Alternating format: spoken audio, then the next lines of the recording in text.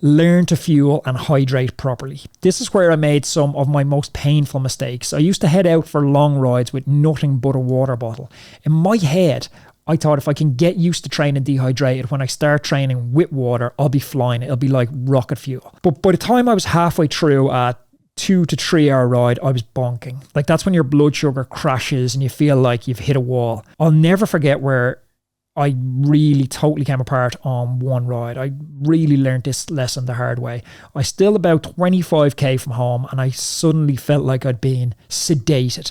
My legs turned to jelly, my brain felt foggy, and I could barely maintain 10 kilometers an hour. I had to stop on the side of the road at a guy selling strawberries. I had absolutely no money and I had to beg this guy for a punnet of strawberries. I literally think I said, "You don't want my debt on your conscience." And I came back and I did pay him back the next day.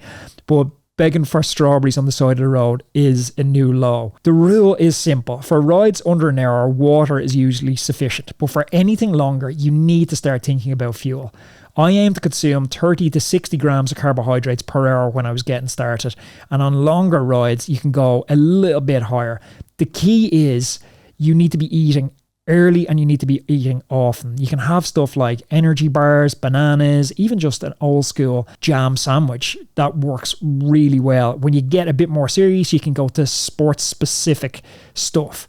But you're trying to avoid that dizzy, weak feeling. When I'm heading out, if I'm doing a long ride, I'll usually aim to eat my first snack within the first 30 minutes or so, and then something every 30 to 45 minutes after that. Hydration is equally important. I used to think I was fine as long as I wasn't thirsty, but dehydration massively affects your performance, and affects your performance long before you feel thirsty. So aim to drink 500 ml of fluid in normal conditions and more if it's hot. One game changer for me was learning to make my own energy drink as well, because you're mixing fuel with hydration here. You can buy commercial energy drinks or you can make your own with a pinch of salt, some fruit juice and some water. It's cheaper than sports drinks and honestly it works just as well. If some of the sports drinks really hurt my stomach, so I found that those homemade ones really worked well for me. Tip number 5, plan your routes like the pros do. Now, this might sound advanced, but route planning is an art form that can make or break your cycling experience. My early rides were disasters, partly because I had no idea what I was getting myself into. I used to just head out and see where I ended up, which sounds romantic until you're still like 25k from home, you're exhausted, and you turn a corner to see there's a massive hill you didn't anticipate, and you don't have the energy to get up this hill. I ended up walking up some of these climbs, which is massively embarrassing looking back, and it was demoralizing at the time. Now I plan every route in advance, and I use apps like Strava, Komoot, or even just Google or Apple Maps to check the elevation profile before I leave. For beginners, I'd recommend starting with flatter routes and gradually starting to add in hills as your fitness improves. There's no shame in avoiding big climbs early in your cycling journey as you're trying to build your fitness and confidence. You're just trying to start this journey. You're not prepping for the Tour de France straight away here. I also plan my routes in loops, so I have multiple bailout points. If I'm planning a 40-mile ride or a 60k ride, I'll make sure I'll have some spots at 20, 30k in where I can cut the ride short if need be. And this takes the pressure off and lets you enjoy the ride without worrying about getting in over your head. Wind direction is something else to be considered. And I wish I'd learned about this earlier. Riding into a headwind is exhausting, so try to plan your routes where you're riding into the wind early on when you're fresh and then have a tailwind to help you home. I use an app called My Windsock for this. I'd highly recommend it. It's brilliant. You can drop your GPX file into it and it'll show you the wind all the way around. Tip number 6, build your fitness gradually. Here's where I made my arguably biggest mistake. I thought I needed to suffer every single time I went out on the bike to improve. No pain, no gain.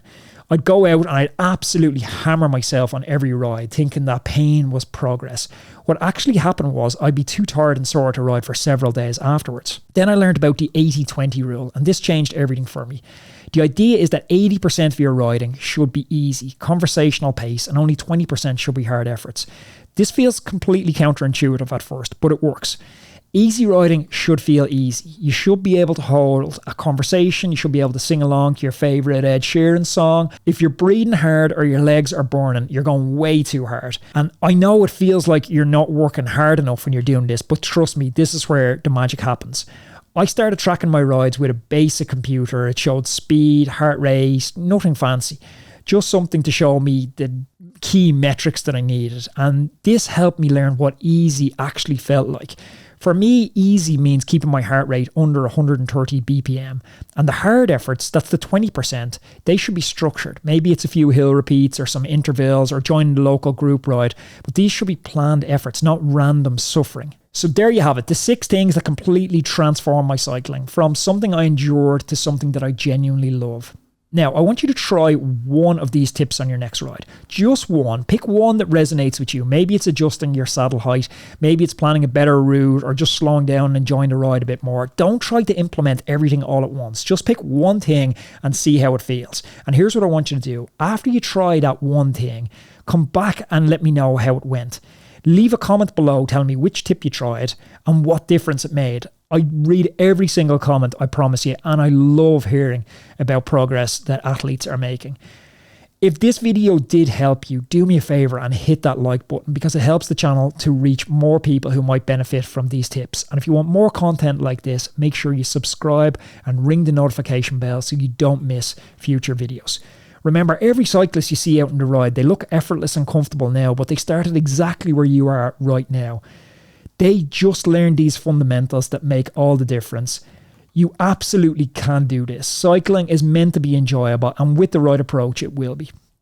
Thanks for watching this video, and I'm going to see you on the next one.